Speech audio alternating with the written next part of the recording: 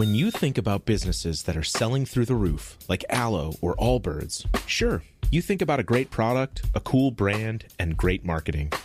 But an often overlooked secret is actually the businesses behind the business, making selling, and for shoppers, buying, simple.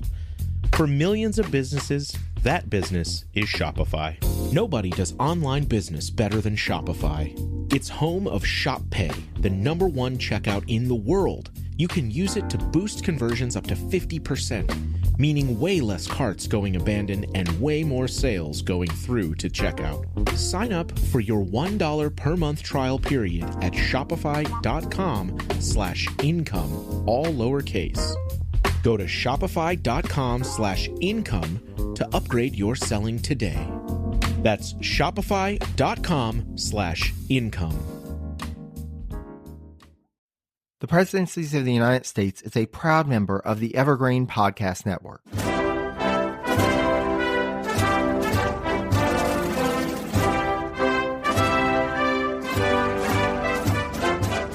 Hello and welcome to a very special episode of the Presidencies of the United States. I'm your host, Jerry Landry. Now, on this podcast, we primarily cover what happens during the lives and careers of presidents, those in their administrations, and other individuals that they may come into contact with. But given that we're in the Halloween season, I thought for a spooky twist, we might talk about what happens to some of them when they shuffle off this mortal coil. To discuss this subject, I called in an expert in graves and cemeteries, none other than the presidential grave hunter himself, Curt Deion. Curt's fascination with U.S. presidents began at a very early age, and he and his dad embarked on a quest to visit the burial site of each president. This fascination with grave hunting has not ceased, and he is now employed as an education specialist at the Congressional Cemetery in Washington, D.C.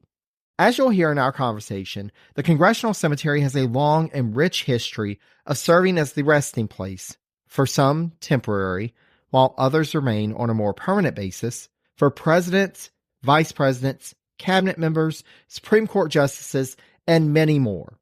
Thanks so much to Curt and the Congressional Cemetery for the information provided in this episode, and I'll have links for you to learn more about the Congressional Cemetery as well as Curt's ongoing quest to visit historic graves and sites and his book, Presidential Grave Hunter, One Kid's Quest to Visit the Tomb of Every President and Vice President, on my website, presidenciespodcast.com.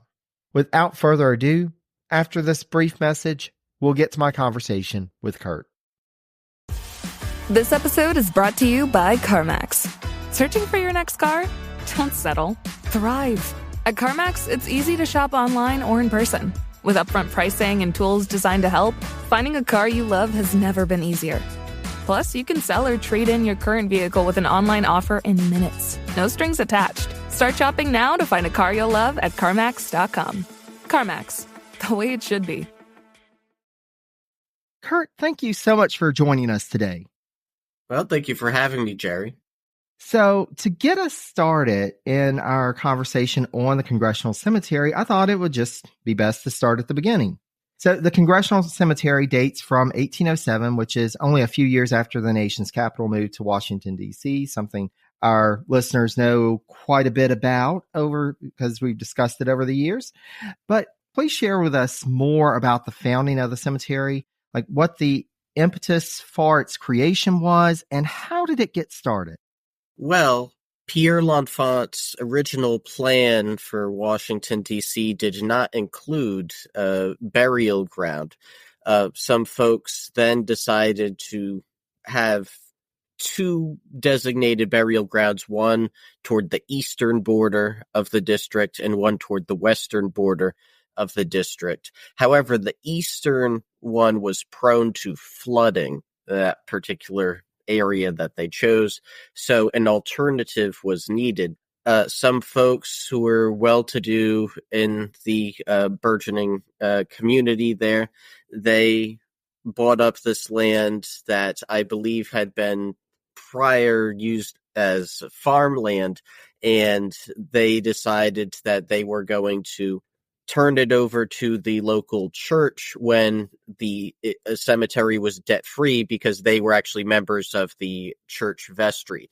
So in 1807, in April, the cemetery is established. By March of 1812, the cemetery is debt-free, and that's when it becomes owned by Christ Church, Washington Parish. The church actually still owns the cemetery today. So there's a lot of misconception for people who know about our cemetery. They think that, it's owned by Congress or the federal government. No, it's actually owned by Christ Church, Washington Parish, and the Association for the Preservation of Historic Congressional Cemetery, a nonprofit founded in 1976. That is who runs and operates the cemetery in the day-to-day, and that is who I work for. Yeah, and that is a big oversight on the part of L'Enfant to not include that in the original plans. But of course, it's something that folks don't necessarily want to think about, but is important to think about. And so it's, of course, one of those necessaries that's going to happen at some point. So, because we see in the history, and especially thinking of how transportation was at the time and thinking of these folks coming from across the nation to the nation's capital, naturally something's going to happen to someone at some point and they've got to have somewhere to bury them. And in terms of the Congressional Cemetery, I know that Senator Uriah Tracy was the first elected official to be buried at the cemetery.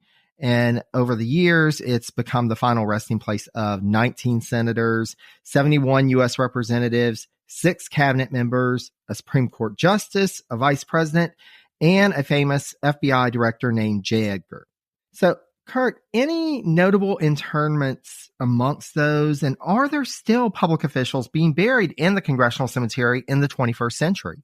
Well, yes, some are more notable than others. Some are more a little niche, if you will, but they could be notable to history nerds such as ourselves. So not many people know of Philip Pendleton Barber, for example, but he's the only person who has ever been in the positions of both Speaker of the House and then subsequently a Supreme Court Associate Justice. We have, as you mentioned, J. Edgar Hoover, a very notable grave that is visited at the cemetery quite often. The senators and members of Congress, most recently, one comes to mind, passed away actually just in 2023, was Pat Schroeder, first Congresswoman from the state of Colorado. Is there. This one is really niche, but comes to mind because I point out this person on my presidential history tours when I give them there. Warren Ransom Davis. Now, who was that? He was the person whose funeral Andrew Jackson was leaving in 1835 when Richard Lawrence attempted to assassinate Andrew Jackson. So that's a presidential connection that he didn't even know of his own presidential connection because it was his funeral or memorial service. He was deceased.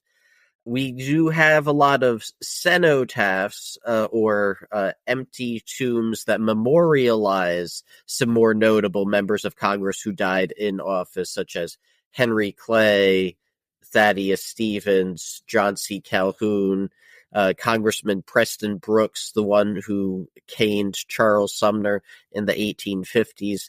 However, they are buried in different places, so they are just memorialized at our cemetery. But we do have, as you said, so many members of Congress and 6 cabinet members that are permanent residents there. We have had a lot more members of Congress that have been temporary holdovers. 3 U.S. presidents, John Quincy Adams, William Henry Harrison, and Zachary Taylor, were temporary residents of our public vault. 2 first ladies as well. And we actually did have one other vice president, George Clinton, for almost 100 years until he was exhumed. So now we are left with just Elbridge Gerry, but we for a good many years had 2 vice presidents. Wow. Yeah. And we just talked about George Clinton on the vice presidency series. And next up is Elbridge Gerry. So we'll be talking more about him and how he ended up in the Congressional Cemetery. But it's so fascinating with some of these folks, just how they end up there, and whether it's, by choice or just by necessity. But you did mention the cenotaphs. And so I wanted to ask you about those. What can you tell us about the Congressional cenotaphs and how that tradition got started? And then I know it was kind of discontinued in the 1870s. So just want to get your perspective on kind of why that happened. So cenotaph is a Greek term, means empty tomb. The complicated thing at Congressional Cemetery is that some of the cenotaphs are true cenotaphs or empty tombs, and some are not. They're actual graves, but there's no outward distinction that lets you know if you're just passing by, is this a grave? Is this an empty tomb? Now, the Congressional cenotaphs are very distinct looking. They're blocky with a conical cap up top. They are made of Acacia Creek sandstone, which is a material that was used early on in the construction of some of our earliest federal buildings, like the White House, the early stages of the Capitol.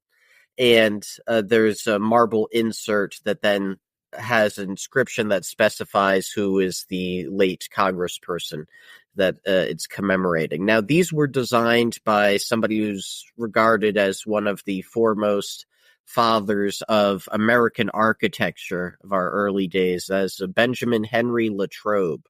Now, Latrobe was in the position of the architect of the Capitol, succeeding Dr. William Thornton, who's actually also buried at Congressional Cemetery. Although Latrobe is not, he's down in New Orleans. But Latrobe was architect of the Capitol, in charge of, at one point, helping to rebuild what had been damaged by the British in the War of 1812. So really a good timing for us to be recording this episode, just having listened to your episode about the burning of Washington. Latrobe designed these, and there's a little bit of a resemblance between the cenotaphs and what the Capitol would have looked like at the time. You have to remember that the big Iron Dome did not come until the Civil War. The sketches that Latrobe did, you can see that there's a little bit of a tomb underneath, so it was possible to have members of Congress buried beneath them, and that's what happened in many of these early cases, starting with Uriah Tracy, although he was given it retroactively measured. He died in 1807, so he was one of our earliest burials in the entire cemetery, not just our first member of Congress that was buried there. He was one of the first, and actually the first burial at all in the cemetery was a Capitol stonecutter named William Swinton. I digress. Anyway, the cenotaphs with Latrobe were started, as I said, 1815. They continued till about 1877. Now, at this point, many of these were true cenotaphs because technology in terms of transportation had improved in efficiency, where these members of Congress who died could be sent back to Ohio or Vermont or wherever, and there was embalming, so it was much less in vogue to just be buried in Washington, D.C., where you died. Then there was a member of Congress, George Frisbee Hoar, who was, I always like to point out, was a member, I believe, of the 1877 Electoral Commission deciding whether Rutherford B. Hayes or Samuel Tilden won the election. It was right around that time, actually, 1877, when he was transitioning from a member of the House to a member of the Senate. He said that the thought of being buried beneath one of those blocky, conical sandstone structures brought new terror to the meaning of death. So, oh gosh, he was not a fan. no, I butchered that quote a little bit, but you get the gist. He was not a fan, and that's when that overall concluded. And there's been only, I believe, one exception since then, which is in the 1970s, about 100 years later. Two Congressmen, Hale Boggs and Congressman Begich, their airplane went missing in Alaska, and it was then requested that they have a congressional cenotaph in that same Latrobe style, and they share one. One has a tablet on one side, one on the other. Wow. Yeah, and it's interesting, like you were noting, that with the development of technology that made it easier to transport bodies back to wherever their homes were, you can understand why, some of this fell out of favor. But then, yeah, the horror quote, that was just, I was like, that's a hot take right there. He did not like those cenotaphs. Well, they are quirky looking, but I like them because they're unique, and now working there, it's like there are quirky cenotaphs. Everybody's got to have something, we've all got our little quirks to us. So absolutely. Well, and you mentioned earlier that, this temporary interment. And so I wanted to ask you about the public vault at the Congressional Cemetery, which was, as you mentioned, the temporary resting place of 3 presidents, as well as First Lady Dolly Madison, prior to their remains being transported elsewhere to actually be buried. What can you share with us about the public vault, and when was it last used for its original purpose? So the public vault was built in 1835, and I mentioned the 3 presidents that were temporarily in there, JQA, William Henry Harrison, Zachary Taylor. In fact, William Henry Harrison spent much longer in our public vaults than he did in the White House, 32 days compared to 81 days, I believe it was, in the public vault. Dolly Madison was in there for about 2.5 years until she was transferred across the way to the Costin family vault. It was her niece's father-in-law, I believe. And she was in there for another 6.5 years. And then Louisa Catherine Adams was also overlapping with her in the Costin vault for a little bit as well. But the public vault, you could be used by any member of the public who died. So you didn't just have to be a president, a first lady, a member of Congress. There would be a fee, and you'd pay the few dollars for that. And that was a temporary holding place. Now, over time, we believe that about 4,000 people's remains were temporarily held in the public vault, which is accessible on guided tours today at historic Congressional Cemetery. It was used from, 1835. It was till about the 1930s, right around 100 years, that it stopped being used as that temporary holding place. Now, as I mentioned, we show it off on tours, and sometimes we incorporate it into the events that we hold at Congressional Cemetery. Yeah, I saw for one of the events, I think it was used as kind of the bar where drinks were served. And so it's interesting that it's, that lore is being continued on as we, don't really need it for its original purpose anymore, but it's still a very interesting point and a very interesting landmark in the cemetery. Yes, and a lot of people have wanted to have a speakeasy where John C. Calhoun's body temporarily was, so I guess. Well, and if I'm remembering correctly, Dolly Madison's son, Payne Todd, is buried in the cemetery, but I don't think there's a marker for him. Is that correct? He is buried at the cemetery, and there is a marker for him. It's a little damaged. It's got a little chip in the corner, but it does say John Payne Todd, son of Dolly Madison. And but his activities and profligate behavior contributed to his mother being at Congressional Cemetery for as long as she was, until she could be transported the 100 miles to Montpelier. Yeah, we talked about that some with the Dolly Madison 3-part episode. Pain was definitely a pain. He lived up to his name. Absolutely. Well, and you mentioned, that the Congressional Cemetery isn't just for governmental figures. And so beyond those governmental figures that are buried there or memorialized there, who are some of the more notable people buried at the Congressional Cemetery? Well, I always immediately think of John Philip Sousa, the leader of the President's Own, the U.S. Marine Band. And every November 6th, which is John Philip Sousa's birthday, the U.S. Marine Band comes and performs a free concert at Sousa's graveside. And usually the cemetery will provide cake, and there might be Sousa descendants and an interpreter. So Sousa is one of our most visited interred residents. So he comes to mind. Also, Belva Lockwood, the first woman to run for president and get on a ballot. I always like to differentiate between her and Victoria Woodhull, who was too young to run for president. And also, Lockwood was the first woman to argue a case in front of the U.S. Supreme Court. We have David Herold, one of the executed Lincoln assassination conspirators.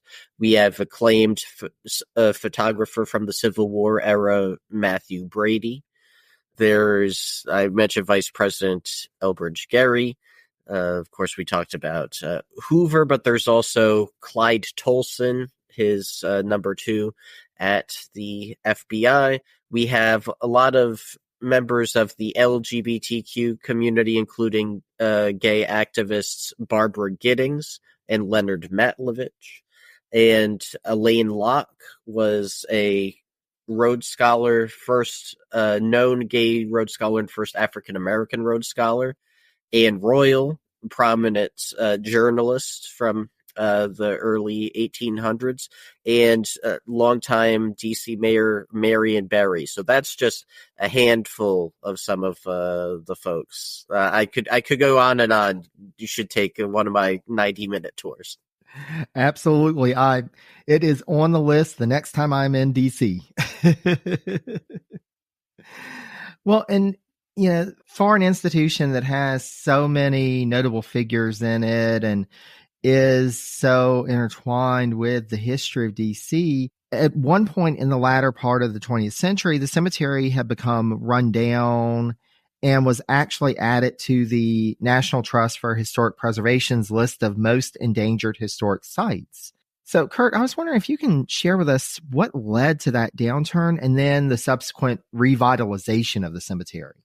Well, it seems as though through time there were numerous ebbs and flows in the condition of the cemetery. A few months ago, there was a podcast episode released by our mutual friend, Howard Dory, and he read aloud to his wife, Jess Dory, the description that somebody wrote of the cemetery in, I believe, the 1890s, and it was very eloquently horrific about how the cemetery was. And then I believe it picked back up again, and then it really hit the downturn in the 1970s, 80s, 90s. That was a really rough period there.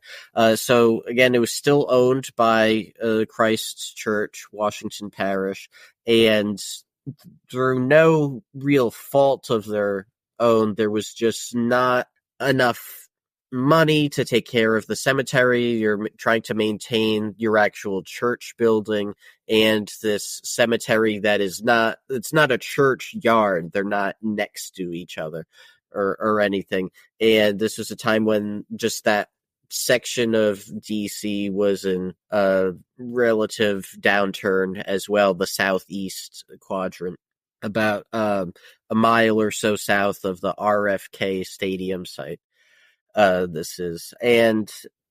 the grass was waist high. Sometimes the stones were crumbling. Different areas of the cemetery were just not great. There was a lot of crime that was happening in the cemetery, and it took a few different things to help revitalize it. One thing that helped was people in the neighborhood had just taken to bringing their dogs there for exercise, and eventually some of them started taxing themselves so that somebody could pay somebody to cut the grass.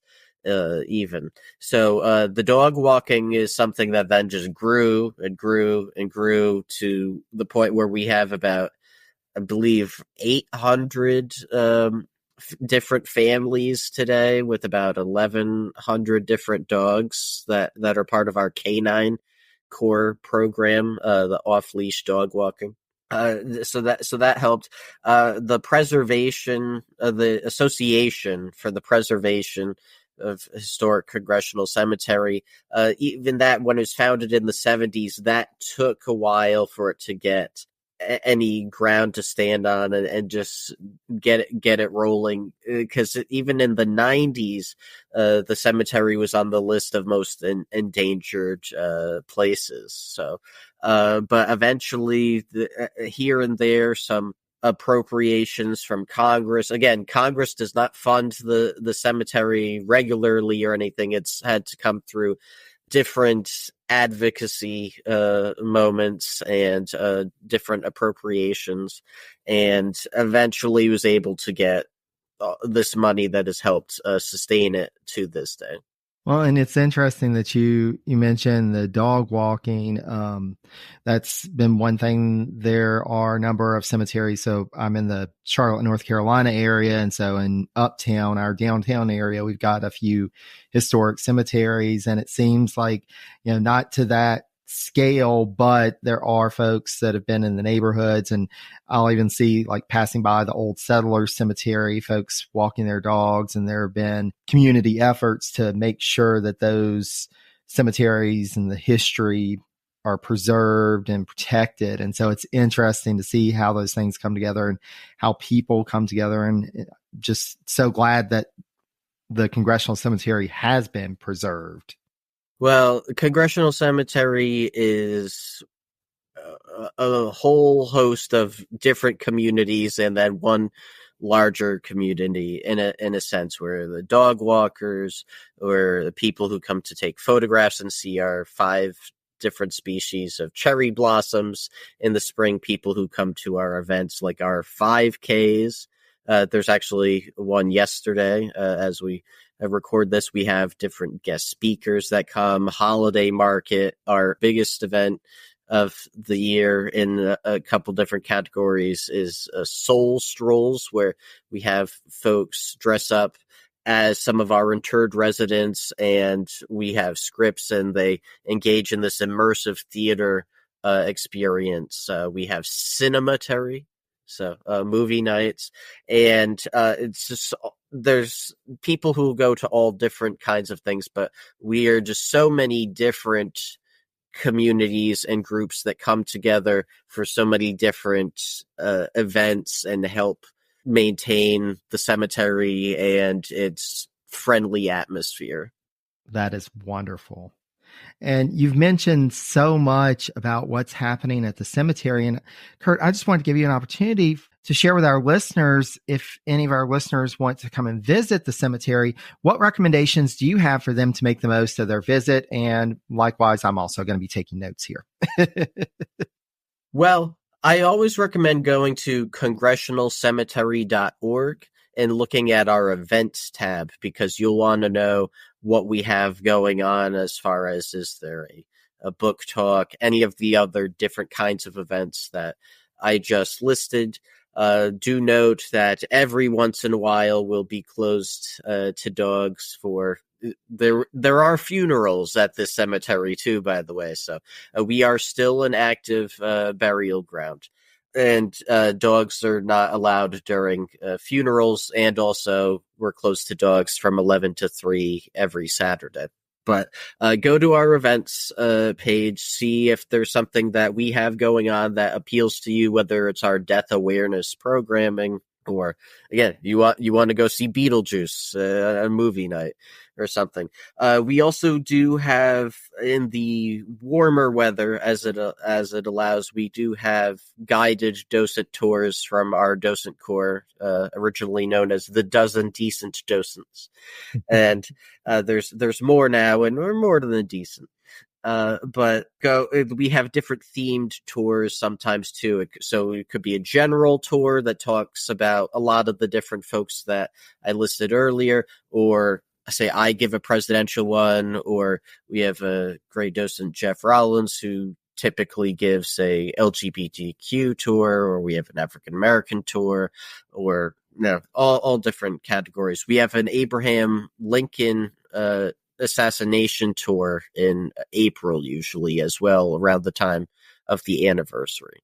Well, and it's, and thank you for being sure to remind us that this is still an active cemetery. There are still people being buried there as of today. And I know that you describe yourself as a future resident of the Congressional Cemetery. So, you're a part of that community now as well as eternally. Yes. So, if you're listening to this after I'm gone, someday in the future, come visit me at Range 20, Site 209. And I told somebody recently, I don't know how they'd exactly pull it off, but I determined, you know what? It's like the night before, put me in the public vault for a night. Yeah. So I can share the space with, the three presidents and Dolly. But, yes, we, in a lot of our, docents are, future residents, and some of my coworkers. Actually, I purchased my plot there before I started working there. So that's how passionate I was about the cemetery, and why I moved 400 miles from Rhode Island to work specifically this job at the cemetery. So I just have long been a fan of Congressional Cemetery since I first visited when I was a 17-year-old high school senior, and I can't imagine a place I would rather be for all time. Well, and Kurt, for anybody who follows you on social media, and likewise for those of our audience members who don't, I will be sharing information on how to follow Kurt on social media, as well as a link to his website, the Congressional Cemetery website, and more information on the episode page for this episode. But Kirk, that really speaks to, your passion project beyond just your work on the Congressional Cemetery. Folks who follow you on social media know that your passion for grave hunting started at an early age, and initially was focused on a group that listeners of the podcast know quite well, the American presidents. But beyond just that original quest, what sustains your interest in grave hunting, and what individual or group of folks are you most excited about visiting in their final resting place or places in the future? Well, as you said, I started when I was 9 years old, and I've now visited over 2,400 different individuals who are listed as famous using the Find a Grave database as a barometer. Well, I'm most interested in right now, I would say, the Supreme Court justices. There are 104 that are deceased, and I have visited the graves of 70 of them.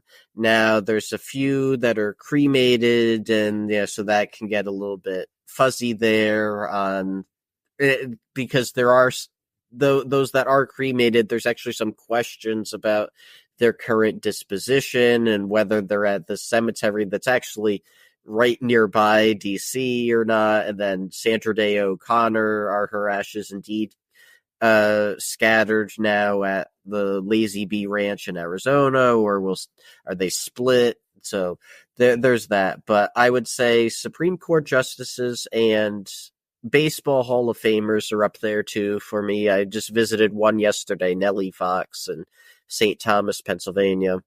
And I just am gonna keep going until I can't go anymore. So, luckily, recently, I just tipped the scales from which group I was larger, the group that I have seen and the group that I want to see. So, in terms of American graves, at least recently, I've now seen more than are currently on my list to see. So that's nice. But I will go to the graves of pretty much anybody at this point. Even 6 of the Three Stooges I've been to. I love it. Well, and it's so fascinating. And for our listeners, I highly recommend you pick up Kurt's book, Presidential Grave Hunter. You have some fascinating stories about that quest to visit the graves of all the presidents and vice presidents. And I know that with your continued grave hunting, I'm sure there are going to be plenty more stories that come out of that. But it is fascinating. And I know for me, anytime visiting historic sites or cemeteries, just that physical presence of knowing that somebody was there, that their remains are there. It makes the history come alive for you. It really helps you to establish that connection with some of these folks that we read about, that we see their names and the dates, but it really, for me, it's very humanizing. Yeah, I agree, and that's why I've always loved visiting grave sites and engaging in hands-on history. Yesterday, also, I was at James Buchanan's birthplace, like a normal person does on their day off, and I drove up there in Cove Gap, Pennsylvania. And it's the site itself now there's a memorial pyramid in the woods there, but it's a state park in the woods, middle of nowhere. I'm just like, oh, this is where this presidency started, this, weak but consequential presidency. And then again, you go to Lancaster, Pennsylvania, you can see where his story ended in the physical sense, and see the home there as well, Wheatland, that he chose to make his own, and how that represents his interests and tastes and everything. Just using him as an example, since I went to his birthplace yesterday. But I very much agree with you about, there's something great about, listening to somebody's history on a podcast, reading about it in a book, seeing it in a documentary. And I love all that. And being able to go to their gravesite or their homes or sites where some of the history that we learned about, where it actually happened, that is my favorite, though. Absolutely. Absolutely.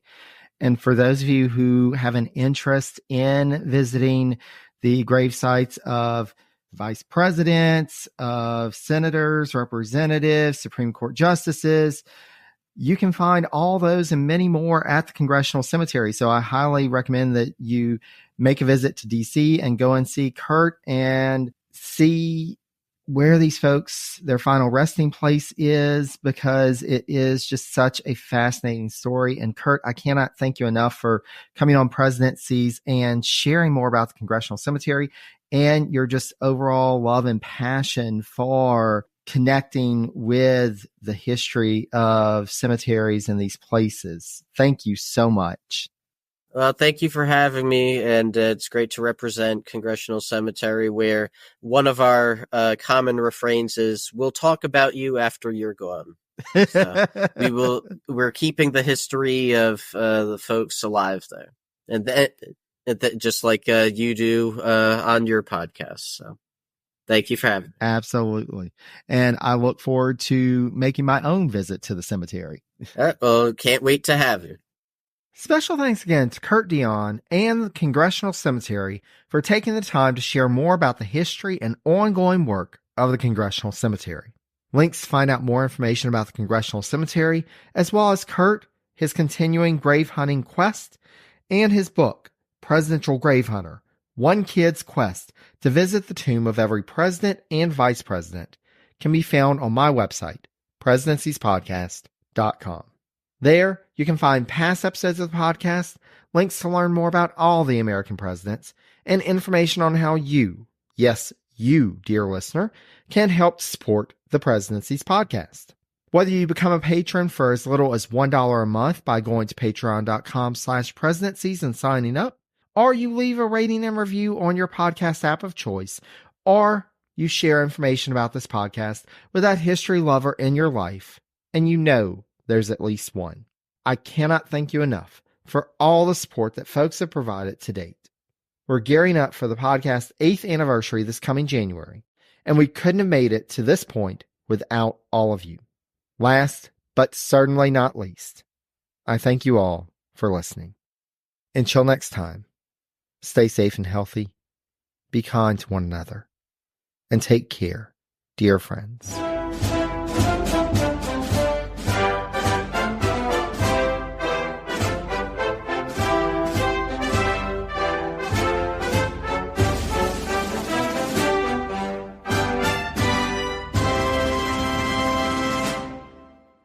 I'm Ken Harbaugh, host of Burn the Boats from Evergreen Podcasts. I interview political leaders and influencers, folks like award-winning journalist Soledad O'Brien and conservative columnist Bill Kristol, about the choices they confront when failure is not an option. I won't agree with everyone I talk to, but I respect anyone who believes in something enough to risk everything for it. Because history belongs to those willing to burn the boats. Episodes are out every other week wherever you get your podcasts.